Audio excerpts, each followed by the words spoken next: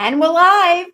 Here we go. Woo! Welcome to the Literacy View. Well, we have a breaking news episode today. We are going to be discussing Sold a Story, episode 11, The Outlier, and it came out February 20th. So very recent. Hopefully wait a minute. Are we live? We're live, Faith. Faith, we have 20 people on so far. Oh, good. For a minute, something popped up. Sorry. You know, it's funny. Sometimes Faith and I don't even know how we became podcasters. It's a miracle. We do everything by ourselves. No publishing companies, no editors, no secretaries that help us schedule this stuff. Every day we wake up in the morning and say, how did we do this? And we're very thankful for all of you. Appreciating that this low budget podcast. I have my mug too. My Literacy View mug. Wait, so let's do a cheers to the people that are joining us today, Faith. Yes, cheers to everyone joining us. Also, let me show everybody. I'm wearing my Literacy View merch. I'm getting ready for the 3 conferences that Faith and I are going to. I was wearing my merch today at the gym. Let me read it to everyone. So, topics, not people. Pedagogy, not programs. Research and evidence, not opinions. So you too can get one of these cool shirts, sweatshirts. Look at mine's a hoodie. A hoodie. So if you go to our store on our website, theliteracyview.com, you will see a link. And we have a lot of great stuff. So hope you join us. All right. We're getting one more thing. If you love what we're doing, can you please, and I know it's difficult to figure it out, go on Apple Podcasts and write us a great review. We'd really appreciate it. That's how we'll move the work forward and share what we're doing with more people. So if you can go on Apple Podcasts and write us a great 5-star review, we would really, truly, from the bottom of our hearts, appreciate it. Thank you. All right. So we're getting started with Sold a Story. Hopefully we're all set to go. Oh, remind people, Faith, that this is an interactive session. So I will be monitoring the chat in multiple locations. So if you have comments, feedback, thoughts, opinions, don't like something we're saying, disagree with us, agree with us, this is your chance to be interactive. So let's have a great time together. Let's get this party started. All right, here we go. So for those of you who want a little bit of a recap, so episode 11 focused on an outlier district, Steubenville, Ohio. It's in Eastern Ohio. And apparently everybody by the 3rd grade is able to read. So it's quite amazing, quite a feat. Congratulations, Steubenville. Obviously, you're doing something right. We're talking about the podcast now, what information surfaced from it, what we feel is important, what we feel might be a little bit questionable, but we're going to get started. So, like I said, it seems as though everyone, and this is a low-income district, so that's really the special point here, low-income area. And usually low income, unfortunately, yields low reading scores. You know, there's often a correlation. But here, they beat the odds where it's a low income area and all the children are reading. By the time they're in 3rd grade, by the time they're in 5th grade, they showed that these kids were reading quite well, at least on grade level or above. So here's my first question, Judy. You know, when it started, you and I were talking and we said it seemed like a slow start, right? You mentioned this to me, that it seemed like it took a while before Faith, you're mentioning my deep, dark, dirty secrets. Yeah, well, I mean, we're sharing right now. And it seemed like they were talking mostly about, there was a little girl. She went to school. She didn't have her hair brushed. and there was a teacher there brushing her hair and doing her hair. And the whole idea of this was they need to get their basic needs met in order to be ready for school. Judy, you're in a low-income school district, right? Actually, Faith, that's very funny. That's so true. This reminded me a lot of where I work every day. I work in one of the poorest districts in New York City, in the Bronx, in the South Bronx. I work for District 9 in the Bronx, and we have a high population of homeless students, shelter students, low-income students, transitional housing students, immigrant students, migrant students, and so forth. Yeah. Right. So some of these things that were mentioned, like making sure basic needs are being met, I mean, that happens in a lot of schools. Is that, obviously that's so important, but they spent a lot of time on this. Does your school do things like this? You told me you're in a community school. So I will be honest, I've never brushed anybody's hair. I'm lucky if I brush my own hair. I just did brush my hair for the show. So I definitely don't do that. And I'm a boy mom, so I'm not really good at styling hair. But in terms of taking care of kids' needs, we definitely do that. We have a lot of programs in my school that I'm really proud of, and I hope my principal's watching tonight. We have financial literacy programs. We have programs to make sure that kids get outside more often, where we have a program called Street Lab, so that, even if our playgrounds isn't functioning well, or, if there's construction in the building, that we make sure that our kids get fresh air. We have shows in our building. We actually have a medical facility in my building. One day I wasn't feeling well and I went downstairs, and that's where I discovered a whole clinic that was related to the hospital. I thought that was phenomenal. So like if kids need, their vaccines or they're not feeling well, there's a dentist down there and so forth. It's important. Yeah. Clearly it's important. Yeah. It's important. But, I know a lot of school districts. As you know, I was a regional Reading First coach. And that was mentioned at the very end of this episode, that Reading First, definitely was an influence here, because at the time, they're using a program that wasn't mentioned in this episode, but if you look it up, it's Success for All. And that came out of the work of Reading First, as far as having certain programs that school districts would have to use. And they're meant for districts that, the Reading First grant was meant for school districts that were low performing, often low income, high number of kids where English is not the first language. So, Reading First had a huge impact. So I went in as a regional coach to a lot of these school districts, and I saw many dedicated teachers that were trying to meet basic needs all the time. So I don't know if that was a very different factor in terms of what was being done here. But they did say, Emily Hanford did say, they do a bunch of stuff that a lot of other schools don't. And I think that's what we want to really look at. Like, what's something that would happen in other schools? Like, you're in a community school, these things happen. But what is it about Steubenville that's so different here? I could tell you, in looking at this, one thing I noticed is they were not swayed by the next shiny penny. They weren't looking for the magic bullet, because they stayed with a program. And for those of you who are not aware of it, it is Success for All, for 25 years. And so, can I ask you something? Do you know anything about that program? I've been in education for over 28 years. I've never come across that program. I will be honest with you. Well, it's a program that on Long Island wasn't chosen.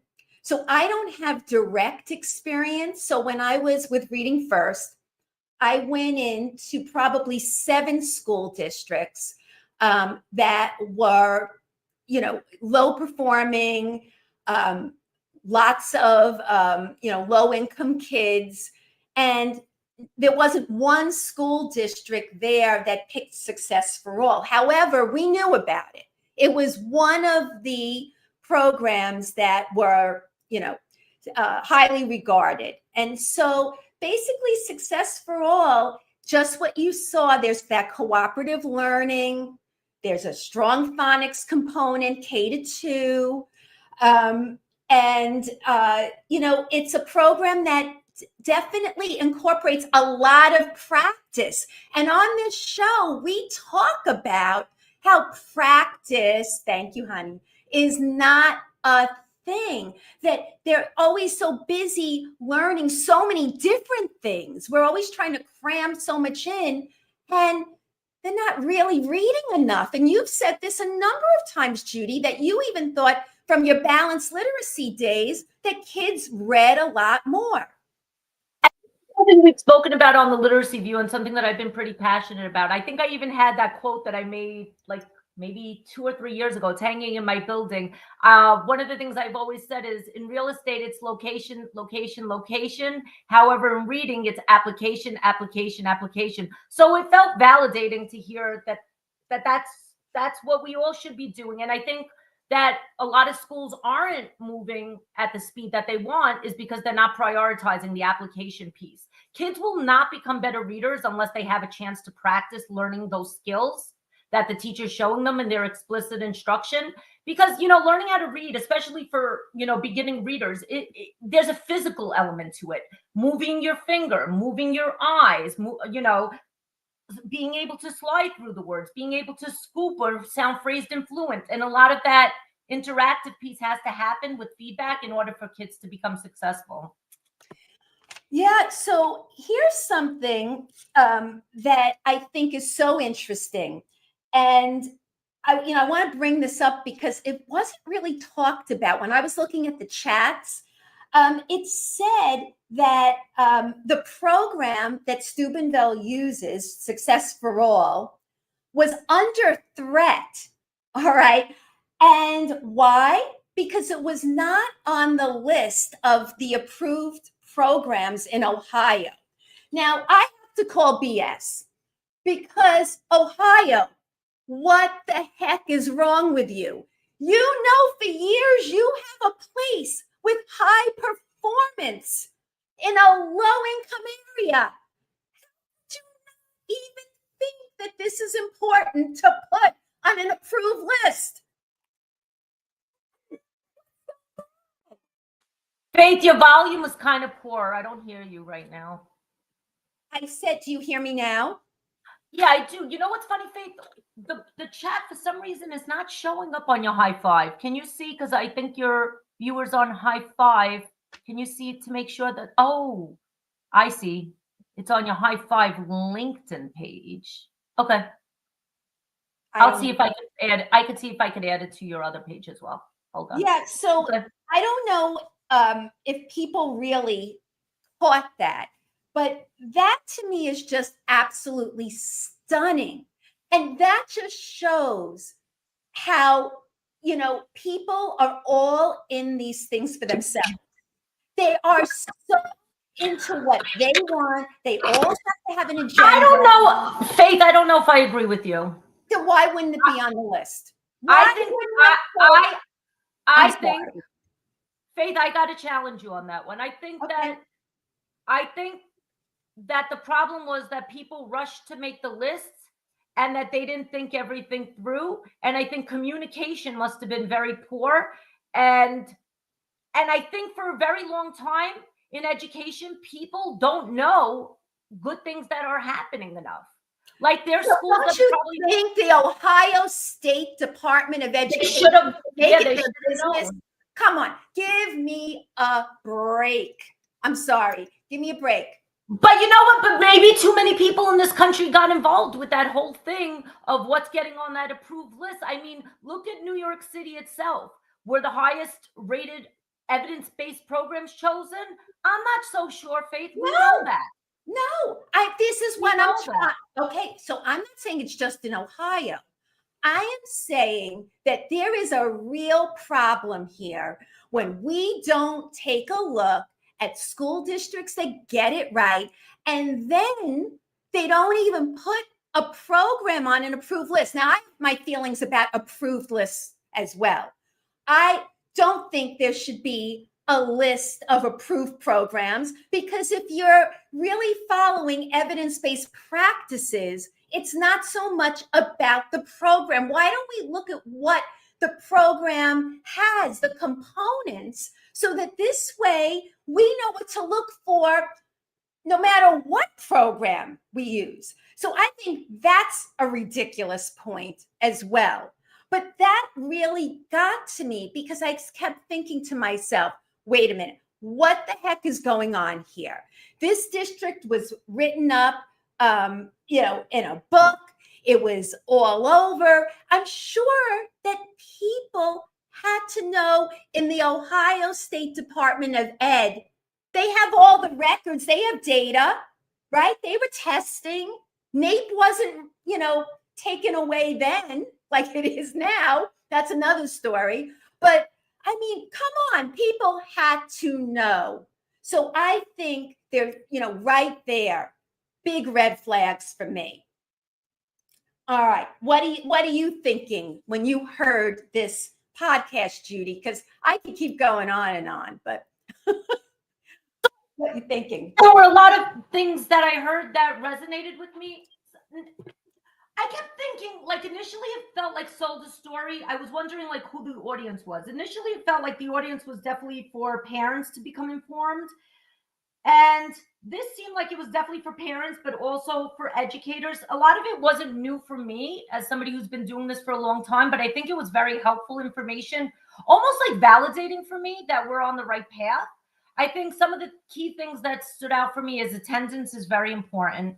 All right, let's stay with the attendance. Yeah, let's so do that. For those of you listening, obviously we all know kids have to be in school to be able to learn, but this district did something to get kids to actually show up to school, right? There were incentives, and it wasn't incentives for the parents to get the kids to school.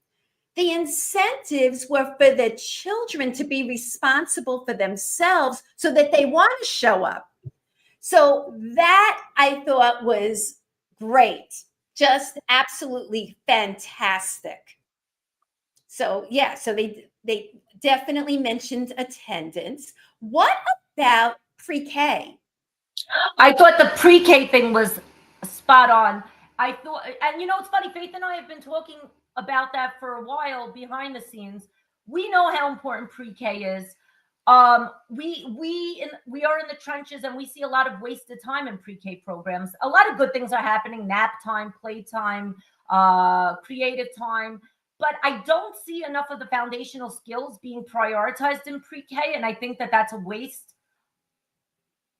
a missed opportunity, especially that now a lot of pre-K programs are all-day programs. There's no reason that we can't be working with our kids on the sounds. The kids are ready. A lot of them are ready and want to be exposed. What and about it can be done. language? And that was the big one, that oral language piece. I think that was one of the biggest takeaways for me on the episode, was that oral language piece, whether it be in pre-K or in the upper grades. Like even in the upper grades, I see people very often will let kids respond in phrases. No, we have to work on making kids articulate full, complete sentences and have those expressive be able to communicate effectively. And it does start in pre-K. Those oral language experiences are key and vital.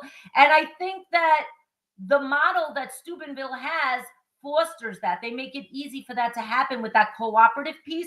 I know that, not all schools call that a cooperative piece. Sometimes other schools will call it partnerships, partner reading, buddy experiences. I don't know what other schools are calling it, but that's a very, very important piece of it, where kids get to talk to each other and actually even listen to each other talk, listen to each other read, partner read. And what I thought was cool in the episode was when a kid was able to give another student effective feedback, where they mentioned that robot reading. Yeah. And that means that the instruction, that explicit instruction, is probably solid in that classroom, because that's probably language that the teacher's using that now the kids are using even with each other. I thought that was pretty cool. Yes. And the child who received it was very receptive, just like kind of moved on, wasn't hurt by, being told he needs to be fluent, and he did it again. And the little girl was like, oh, good,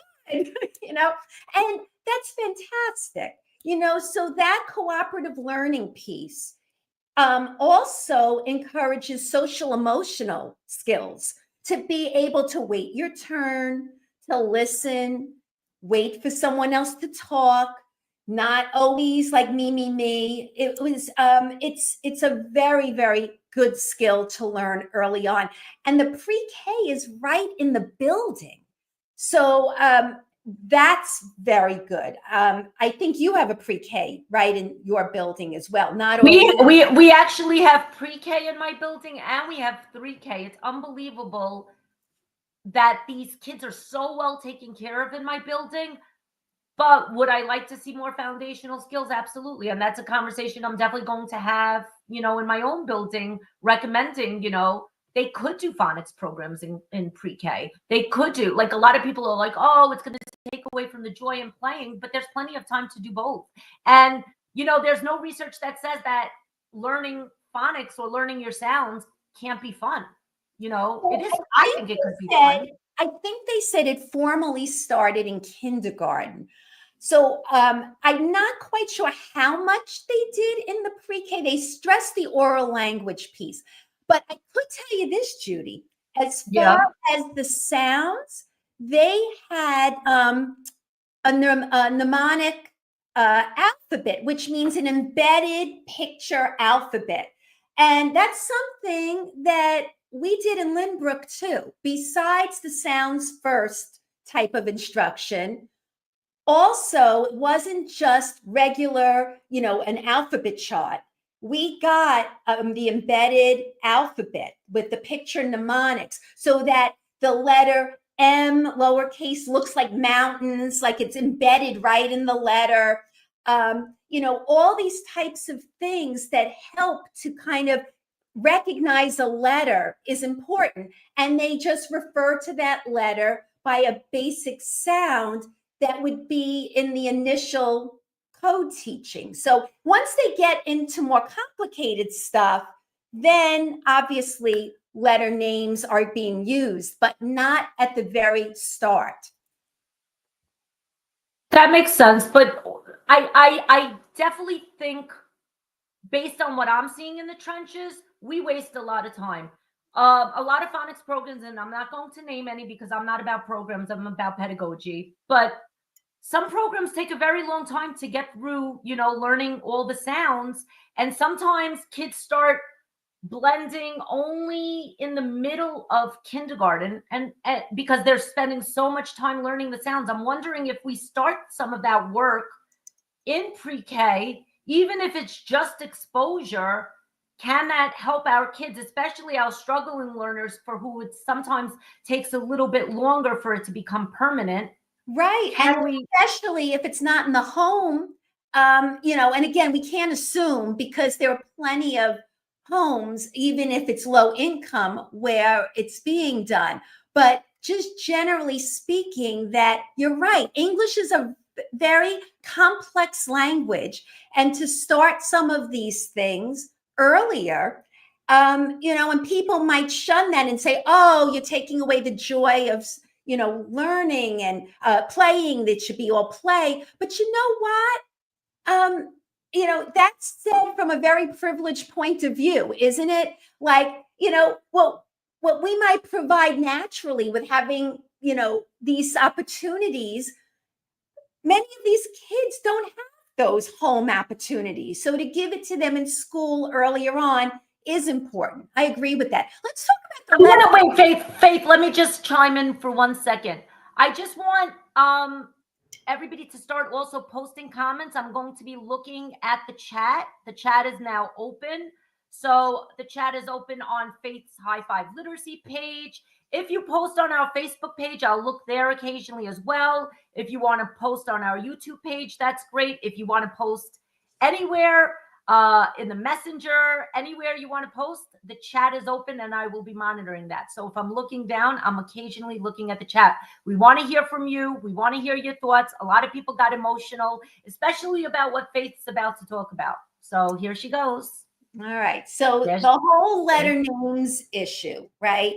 So I have to say, this was said, and they did not say they used the speech to print approach. And I want to be clear that just because they're starting with sounds doesn't mean it's a speech to print approach.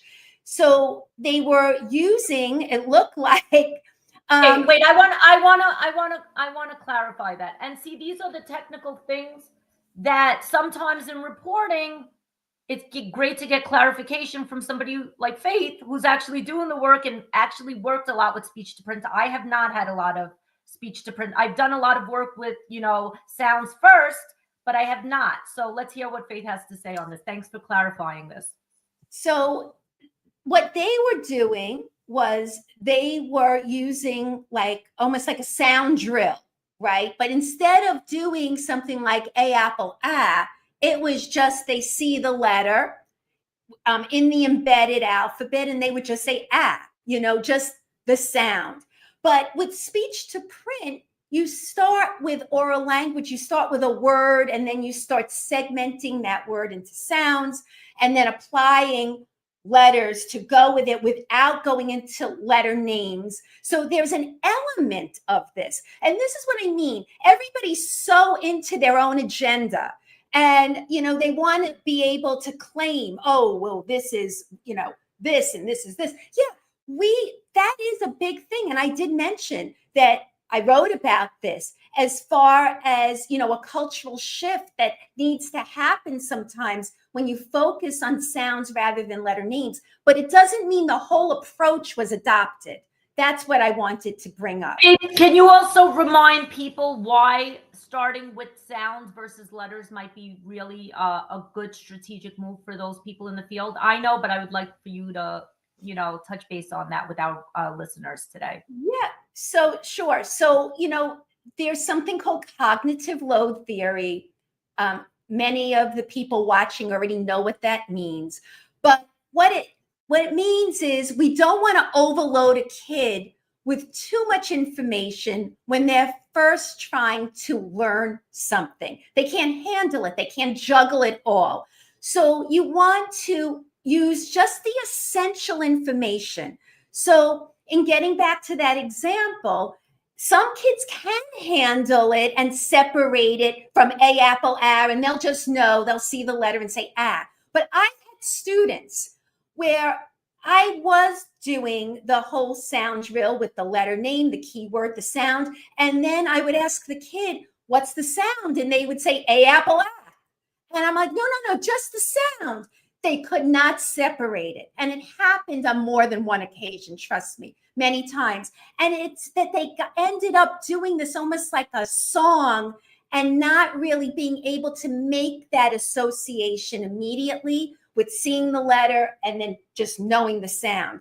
And so one thing about what these teachers were doing, that's what we need to look at, not the program so much, not the whole approach, but what are the elements here that really seem to make a difference?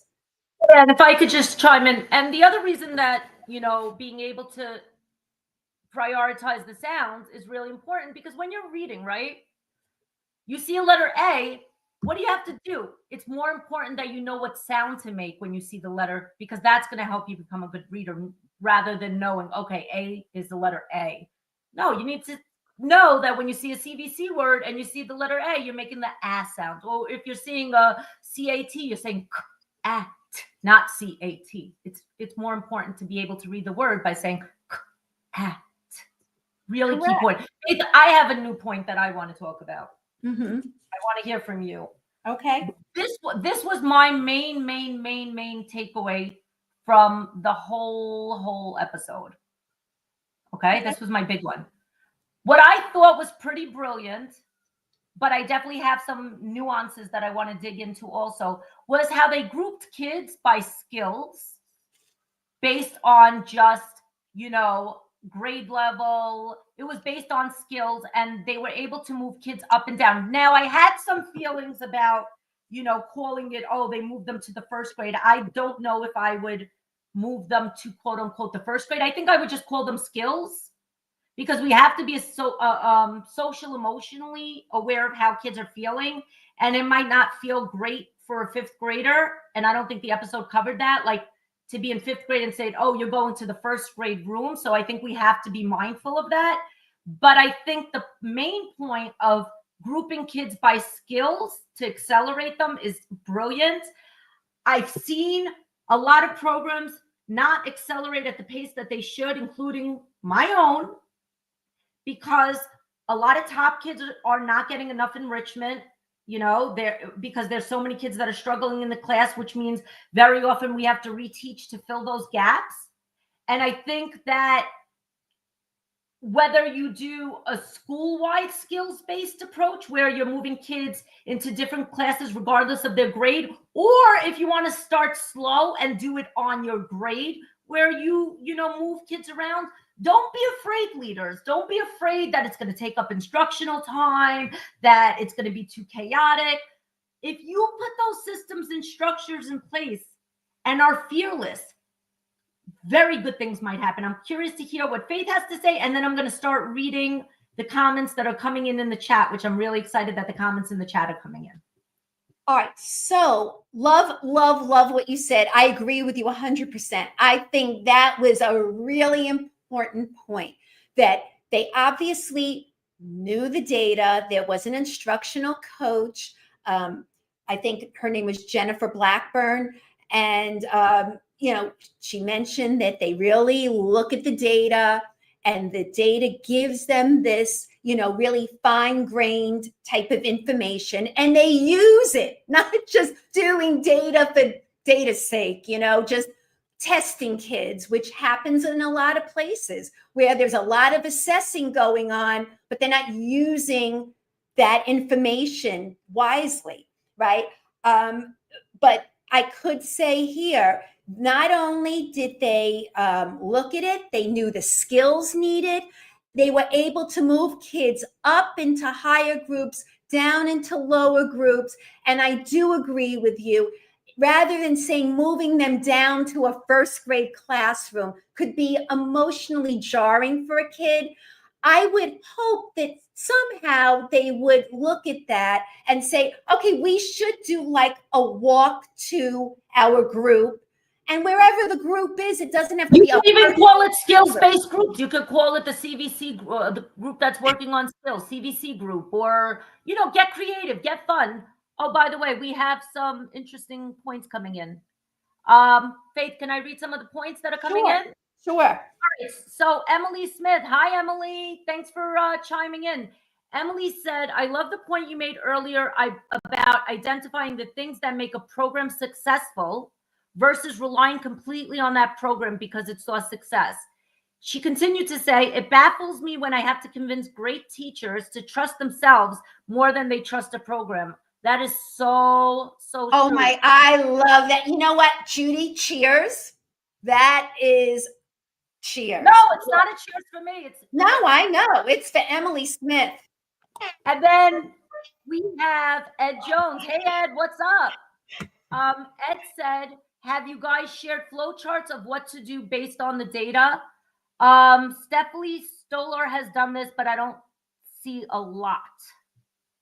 So I'm assuming flowcharts as far as who goes where. Like if you're able to do X, Y, Z, you're moving down here. If you can't do this, back to here. So Ed, we did that in Reading First. All right. And so Reading First gets knocked all the time. It drives me crazy. But all these things that we're talking about now, so much of this came from the good work in Reading First. So I don't know, Ed, if there was a flow chart being used, because I heard what you heard, but I have seen and have used flow charts where if kids are able to do Yep. certain things, they go here. If they I- don't, they go a different way. I think Ed is on the money though. And I Yes, think that, so do I. you know, so I'm going to give Ed a cheers. This is Absolutely. you know why? Cheers, Because Ed. I think that, you know, Stephanie has done great work. I definitely want to see, she just came out with a new book, and maybe we'll invite her on also, especially because mid-year data is pouring in. So we'll definitely get some people to talk about MOI mid-year data. But I think that's the problem. Schools very often are struggling with their MTSS systems. Some people call it RTI, MTSS structures. It's a disaster in so many schools. And you know what? Even me, I've been doing this a long time. I don't have the perfect solution. And Ed is right. I would love a flow chart that would give me explicit directions on what I'm doing, how long my, you know, intervention cycles might be, how to keep kids moving, because I think that we lose so much time. We get such an abundance of data, right? Whether it be our screener data, whether it be assessment data, whether it be, you know, diagnostic data, maybe people are using Acadians, iReady, MAP, NWEA, whatever it is. But very often those systems and structures of what happens after are very frustrating to us in the field. And I feel the more time we lose, the more kids lose out, because look at it now, right? I'm going back to work tomorrow. I've been on break. It's February 23rd. We only have a couple of months left to make sure that kids are coming out readers. Now, I'm sure a lot of people watching today, maybe your data has grown more than last year. Mine has, but we still have kids that are struggling. And the sad reality is that, you know, we still have some kids in my own building that are in red. I'm not embarrassed to say it. Now, some of those kids, remember, if a kid's in red, that doesn't mean all reds are created equally. Some kids that are in red can actually read. So you have to look a little bit deeper. When you're looking at your screener data, don't look at it like red is bad, yellow is a little bit better, green is you're okay, and blue. No, you have to really look at the nuances of what's going on with that data. 100%. And you know what, talking about that, I've seen kids, because they read quickly, and when I mean quickly, they were just rushing right through it. They were able to benchmark, even though they had tons of errors. They were not accurate. And so it was an accuracy problem, but they just rushed right through it. And they were able to actually do well enough to be bumped into a category. And if you just look at that number and you're not really looking deeply enough, you can get fooled. So I agree with you. So here's something Faith. Somebody just gave you cheers and you don't even want to acknowledge it. We have Julie Stevenson who's like cheering you on. Thank you. She said, but first we have to decide, which I think the school in Ohio has done, which skills are essential, the focus. Programs have way too many to teach. Standards have way too many to teach. And then Julie continues to say, yes, Faith, whatever you were just saying, Julie's cheering you on. Any comments, Faith? I do, Julie. Here's something. Apparently, what this Success for All has is the essentials. So you mentioned essential, right? What I'm seeing with the programs, that a lot of these programs that are being pushed now, anyhow, you know what? They're too much. They're bloated. And here's something where obviously they're doing it right. And maybe they don't have all this excess stuff, right? They have what's needed at the right time, not overloading kindergarten and first with things that they don't need at that very moment. And then probably it switches, because it even said in third grade, they were reading books on rainforests. And then you heard the way that kid in fifth grade was reading. So they're doing something right. They're looking at what's important. So thank you, Julie. I do appreciate that. And she also mentioned the very often forgotten pillar, and it's a pillar that we love on the Literacy View, fluency. Please pay attention to fluency instruction. It's not just about decoding. It's being able to make sure that the prosody, the accuracy, the voice sounds good, that kids are able to scoop in phrases rather than read word by word. So thank you for that as well. Faith, you know what's interesting? Can I just say something? And as far as fluency goes, that's the practice piece, Judy, right? Because of the cooperative learning plan, they were getting in all this practice, and they have tutoring in-house. So that's another thing. But that was one of the biggest ones. Let's not just skip over that one. Let's dig deep into that one. Go into that one. Using high school students, using college students, using volunteers.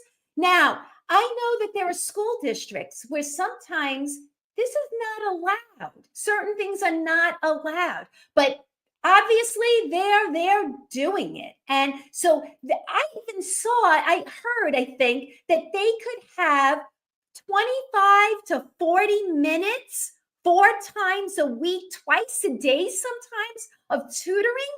That's incredible during the school day. Instead of being tutored after school when they're exhausted, they're getting it during the day.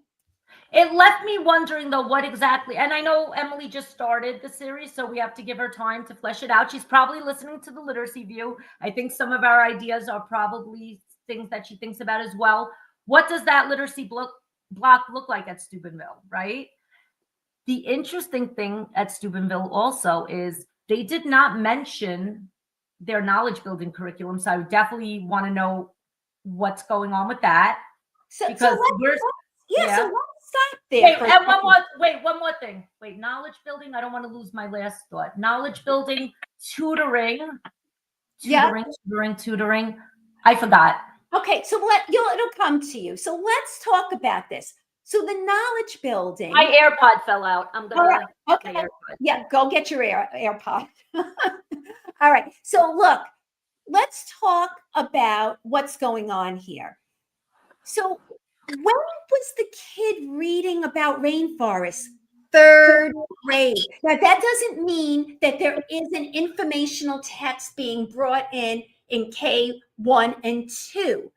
But I could tell you that it seemed like the emphasis was on getting all these kids to be able to read the words and oral language. Those 2 pieces, oral language, to read the words. Everybody, please, all of you on this call, let's give Faith a big fat cheers. So, and it's not that I'm against knowledge building, but it's annoying. I know it's so annoying when people. But how a teacher's supposed to be able to get all this in? They're not in the classroom. They don't know. Oh, you're muted, Judy. Say it again. Do you hear me now? Yes. Listen, we had an episode on the Literacy View with Kathy Rassel from the UK, who I loved. I forgot what episode number that was, but she mentioned that in the UK, they focus on all the standards, but they just use read alouds. They don't have any fancy schmancy knowledge building program. And guess what? They're getting great results in conjunction with their phonics programs. They don't have this big giant thing. Yeah, I mean, it's unbelievable. And I think that you can get so much by having classroom sets of books, real books, and that they could read once they're able to read, making sure every kid is able to read, and working on complete sentences, syntax, grammar, and you get that. Writing. They emphasize lots and lots of writing. And I want to chime in. I'm getting a little hyper. It's amazing that I'm getting so hyper at night. I'm a morning person. You? Hyper? A little bit. And then we have more comments in the chat. But I don't want anybody to get the wrong idea and think that we're against implementing a quality program. If that's the direction your school wants to go, and that's great, but make sure that it has evidence. Make sure that you realize that there's no such a thing as a perfect program. Make sure that you realize you still have to think, because some of these programs haven't been field tested for 30 years. They don't have that much evidence. But success for all does have the research. This is what's so stunning about this. How this did not make the list, and research on the program itself. How crazy is that? But this is the one thing I don't want to happen. And I told you this after the podcast came on. I think that we're still in a culture of idolization. I don't want anybody to idolize me on this podcast because I'm just a regular person trying to make it through the day. I have good days. I have bad days. I have days that I just want to lay in bed and cry. I have, every day is a little different. I have days when Faith is texting me, did you do this? Did you do that? We're preparing for the conferences, right? But the point is, I don't think that everybody should just now think, okay, I have to copy and do exactly what they're doing. I think that this school in Steubenville probably has a lot of success. Yes, the program may have helped, but you have to realize there were so many other factors that helped: the attendance, the partner reading, the attention to application and practice. So that doesn't mean that everybody nationwide has to now jump ship, drop the program or what they're doing and switch gears. You might want to, but that doesn't mean everybody should do it. Many of the things that you're doing might be in the early stages. You might not have everybody reading yet because change also takes time, right? Yeah. So let me tell you another thing that I noticed here. All the teachers in the building, the gym teacher, the art teacher, the music teacher, they all are responsible to work with kids on reading. Can I tell you, that's a reading first thing. So again, this goes back 25 years ago. They emphasized, I remember, I think it was even Reed Lyon saying, every teacher is a reading teacher. High school teachers, middle school teachers. If teachers say, I don't teach reading, I'm not a reading teacher, we're all reading teachers. And once you know what we call that? You know what we call that? All hands on deck. And I've been saying it and saying it and saying it. And the other key thing that they hit upon is they're all doing their literacy block at the same time, building wide. So it's all hands on deck. All manpower is being utilized at the same time. So like the gym teachers, the science teachers, because I don't see that in a lot of schools. A lot of schools, there's literacy in the morning, there's literacy in the afternoon. Third grade is doing it at this time, fourth grade is, no, that's not so easy. That's, right. I mean, there's going to be logistical problems no matter what, but that was another key piece. Faith, we have a lot of chats. Can I read some, or you want to read some? Yeah, I'm noticing, okay, well, let me see. Going back here, let's see. Julie said, we should build knowledge through oral language until you can lift the words off the page. We must slow down and make sure students can read. Take the time to segment and blend. I couldn't agree with that anymore, really. Just, yes. Shout out also to Todd. Wonderful so far, on point. Yes, Faith, what's needed? Yes, fluency. And then Faith, read the one from Tiffany. That's the next one. I don't see Tiffany's. I see Emily Smith. Maybe here's Emily's. It says, what are your thoughts on mixing and matching evidence-based programs to ensure all elements of the reading rope are taught? So that's a great question. So it goes back to the F-bomb, Judy. What's the F-bomb? Oh, yeah. Yes, we started that F-bomb. We have t-shirts in our merch store. We will be wearing them at our conferences. Fidelity is the new F-bomb. Yes, fidelity is the new F-bomb. So the issue is, do we stick with something and make sure every little piece of it is done?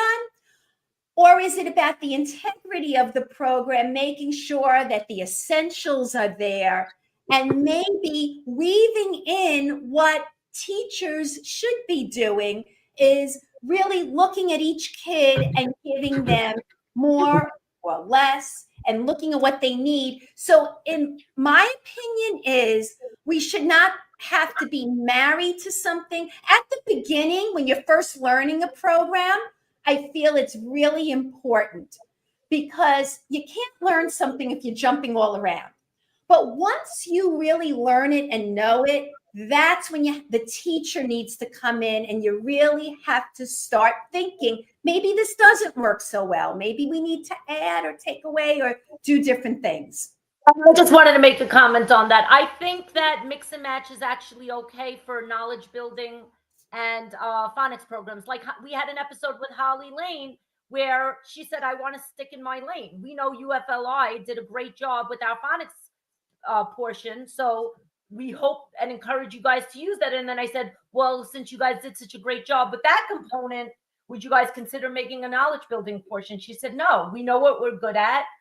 You guys can, look for what's the top, program you could find for knowledge building. So I'm okay with, if that's what you need to do to make your school most successful, you found the phonics program you like, that's really solid and evidence-based, and you want to choose a different program like maybe core knowledge, which gets really high ratings, but was not on the selection list in New York City, right?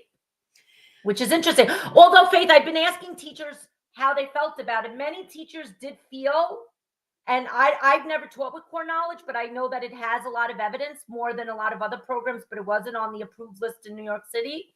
I heard for various reasons. Some people said it wasn't culturally responsive enough. Some people feel like some of these programs were created a long time ago and that they may need a little bit of an update, not in terms of the pedagogy, but in terms of like topics that are being covered and so forth, so that they could be more relatable to kids now.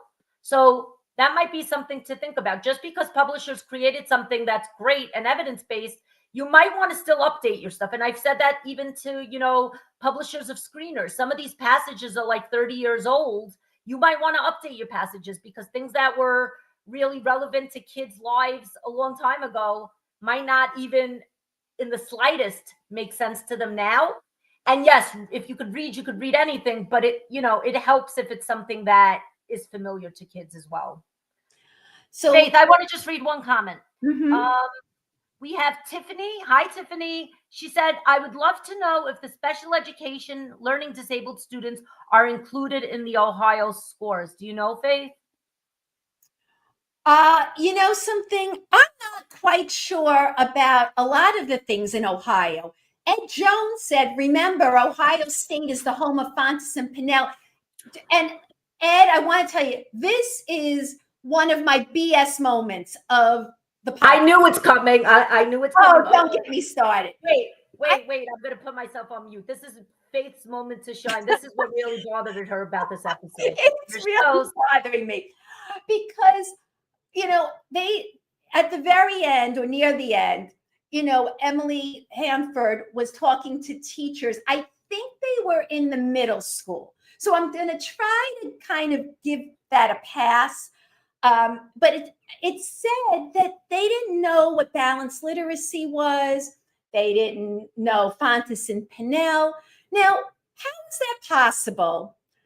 How is this possible when, Ohio State is the home of Literacy Collaborative, where that's where all of this guided reading stuff came from. This is where they get trained in it in Ohio State. So to not even know what balanced literacy is, or Fontes and Pinnell, or Calkins, that blew my mind. So, I understand that, okay, what you're doing is working, and you've been doing this in your school district for 25 years, so maybe you wouldn't have direct experience. But how in the world do you not know these players? Unless they're just teachers and administrators in the upper grades and they just never had a need to know. But that to me seemed like BS. I mean, I think Emily. Right, so this is that way. I know. I was going to tell you. 200 teachers until she found the few who didn't know. And that's who she put on the podcast. That's what I'm thinking. How is that possible? What do you think, Judy? Yeah, I also was like, what? They sounded like they were like, they were like, what? Balanced literacy? Meanwhile, I was trained from Ohio State for reading recovery. I mean, and everybody in Ohio had to hear about it. I mean, there's no way that people that are passionate about literacy are like in so much of a bubble. I don't know if I was buying that moment too. I know what Faith was saying. So Faith was texting me behind the scenes on that one because, we're emotional people and passionate people, as you know. And she was like, Yeah, I don't know about that one. She must have asked a lot of people and then just found a couple that didn't know. But yeah, that Faith did not find that moment to be believable. By the way, Leslie's on here. Let's give a shout out to our good friend Leslie Hi, Lloyd. Leslie. Think SRSD. She said, if they all teach reading, then in every class they can bring it in and reinforce that instruction. So she's encouraging what we all know is best practice, whether it be in your science room, whether it be in your social studies room, whether it be in your gym class. Don't miss those opportunities to bring in literacy. But you know what, Faith, I have to say, I think not enough people hold at a classroom people responsible for that in some buildings. There's like almost like a lower standard sometimes, I think, for out of classroom people in terms of what the expectation is. And I think that Leslie is right. You know, kids could be learning short responses even in their social studies class and how to respond. And I don't know if that's happening. Sometimes I see, you know, in places that I visit that, you know, teachers are lecturing, but are they also following the science of reading? Are they as informed as the gen ed classroom on what best practices are? What do you think, Faith? You know what? It's very hard to say. We're only going by a half-hour podcast, you know, and I don't want to make generalizations. And she just started. She's Right. probably going to. We don't know what's to come. But Jeremiah, hi Jeremiah, he said, I'm amazed that this school did it for years and no one knew about it. And so, you know, I'm amazed too. I am just simply like baffled by the whole thing. But we have to give Emily credit. She brought it to the forefront again, right? She brought it to the forefront. And I think that that's what more schools have to do and more districts have to do.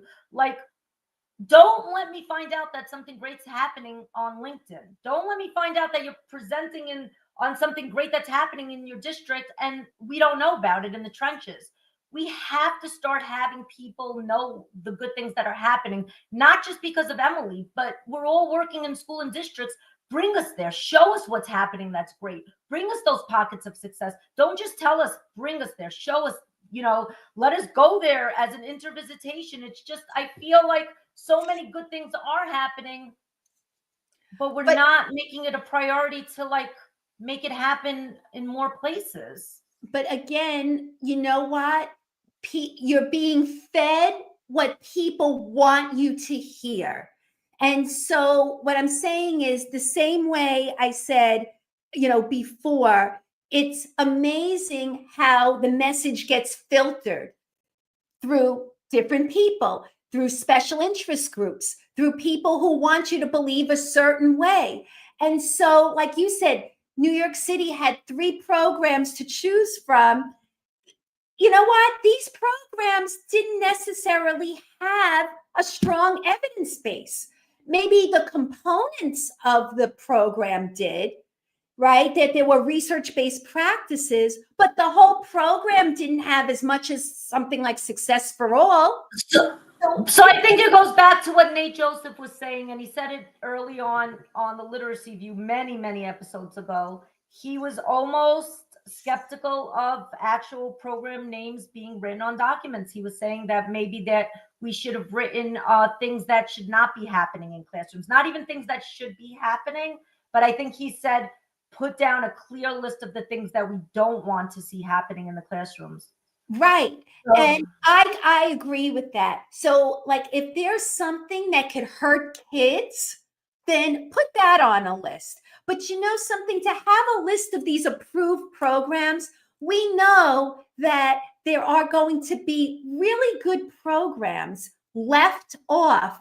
And then you're going to have other programs that could be on, and we don't know why they're necessarily on. Sometimes we can't even figure out why that program is on. Do you think that it would have been better, Faith, if they would have done a suggested list? Because maybe some schools would be curious to see suggestions instead of mandates. Well, you know what? I think we have a history in this country of everything is punitive, right? So it's like, no, you can't do this. Like you get punished for doing this. I mean, that was the problem with No Child Left Behind, right? So it was like all these schools were getting on the bad list. And, you know, that's a problem. It's emotionally jarring for the teacher. Doesn't boost morale. We have to find better ways to help people rather than putting them down and putting the schools down. Well, I think that's what happens in education. I think very often we're very tough on teachers.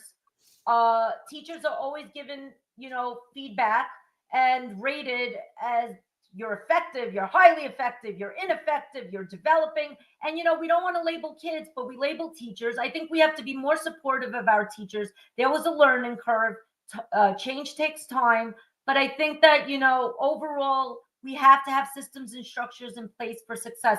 Faith, I think we're at the hour mark, so maybe we could recap our top takeaways and then we could wrap it up. And one last thing from Ed, he said, would sure be interesting to know where and where they recruit from at Steubenville. How do they recruit teachers? Well, I think they train. They do a lot of professional development. So I don't know if it's that they're picking teachers because they went to a certain school. From what I gathered, Ed, they have a very strong professional development component. And I think Success for All emphasizes professional development. And so everybody gets on the same page. Everybody knows. Faith, is Success for All just a phonics program and foundation program? No, it's not. No, it's not just. But it's like you see that in the early grades, at least. So it's one-stop shopping. It has everything in it. I don't know. Well, I think they have certain books, sets of books that they read from. So again, I haven't used it, but I do think that it has, trade books included. We have Faith, one viewer that just chimed in on the messenger. She said she has some information on Steubenville. It's Katie. She said, so Steubenville has 2 elementary schools, 2 academy schools. One is a STEM academy, one is a middle school, and then 1 high school. She wanted to share that info too. But does she know about the, like Ed asked, which schools these teachers attended? No. Okay. No. So I don't know about that, but I think a lot of this is the professional development, that everybody's on the same page. And like they said, any teacher could walk in at any moment and know exactly where these kids are. So takeaway. What I gathered also from this episode that I think was really important is that, not everybody in the building seemed like they were an expert, but they were confident enough that they felt confident to teach kids how to read. So you don't have to feel like, oh my God, I have to be perfect to teach kids how to read. As long as you know the basic principles and continue, like Faith said, to attend professional development and so forth, I think that's also another key reason that the school succeeded. They probably weren't afraid to have school aides. Like paraprofessionals working with kids, or like they mentioned in the episode, high school kids. And what was really cool in the episode is they mentioned a high school kid came back and saw the same books that they were trained on as a little kid. By the way, Katie's writing something in the chat, so she probably has more information. I'm glad you mentioned that, the consistency that this young woman attended school in Steubenville, and she's like, oh, I know this. These are the same books we've had. So there's this idea that they found something that works. They're not just jumping ship because there's something else that comes around. They see success, they stick with it, they're being well trained. That's a good lesson. That if something is working, you make it work, you stay with it, you try to refine it, you work with it. And I think they're doing a very nice job there. Any last points before we wrap up? Faith, what are your top 3 takeaways from this episode that you want teachers, educators, principals, researchers to walk away from? I don't know. It's hard to say the top, but I do think what you said before, the skill groups, very, very important. That, every kid has to master these basic skills. And, even if they're at different levels, they're not just moving them on. They are sticking with it and making sure through tutoring, through volunteering, through the high school and college students, through everything they do, through all the teachers doing the work at, music teacher, art teacher, gym teacher, that it's all hands on deck, and they're doing a really good job. So that's one. Probably the idea of making sure that all kids are in school, that they really have a great incentive to get kids to attend school, really important. And that's something that really doesn't take any training. Like, my goodness, that's something we could all explore, is to make sure these kids are going to school. And what would be my last one? The oral language piece. The oral language piece early on in pre-K and up is just critical. Those are my top ones. What about you? So you hit all my top ones, and the last one that I want to reinforce is application, application, application. Make sure those kids practice reading. Think about it. When's the last time you heard that kid read? When's the last time you gave them feedback? Think about the books that you're giving those kids to read. Are they the right materials?